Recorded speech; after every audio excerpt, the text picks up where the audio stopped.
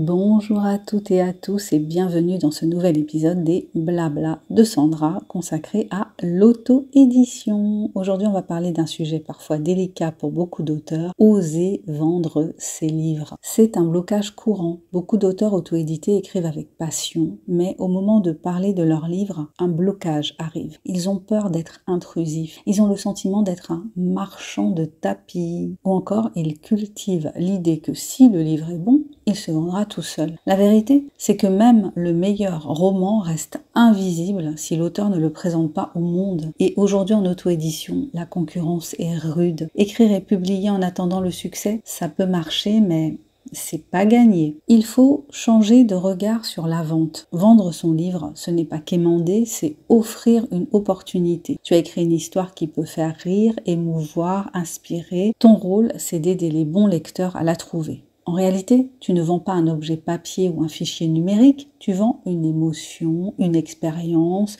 une parenthèse dans la vie de ton lecteur. Il est important de se préparer à parler naturellement de ces romans. Pour oser vendre, il faut savoir quoi dire. Prépare un speech simple, par exemple, qui va dire qui est ton héros, quel est le conflit principal, à qui s'adresse ton livre. En 20 secondes, tu dois pouvoir donner envie sans réciter un résumé scolaire. Petite astuce, tu peux tester plusieurs versions devant tes proches ou même dans des stories Instagram pour voir ce qui accroche le plus. Et si tu pratiquais un peu tous les jours, plus tu parleras de ton livre, plus cela deviendra naturel. Chaque occasion compte, une rencontre, un salon, une dédicace ou même une conversation informelle. Pense à ton livre comme à ton meilleur allié, pas comme à un poids. Et surtout, assume, si tu n'oses pas dire que ton livre existe, qui le fera à ta place? Les auteurs qui réussissent en auto-édition ne sont pas forcément les plus talentueux, mais souvent ceux qui ont osé parler, osé publier un post par jour, osé proposer leur livre à un lecteur potentiel. En résumé, vendre, c'est partager, et plus tu oses le faire, plus tu donnes une chance à ton livre de vivre dans le cœur de ses lecteurs. Merci de m'avoir écouté. Si tu veux d'autres conseils sur l'auto-édition, n'oublie pas de t'abonner pour ne rien rater. Et toi, dis-moi,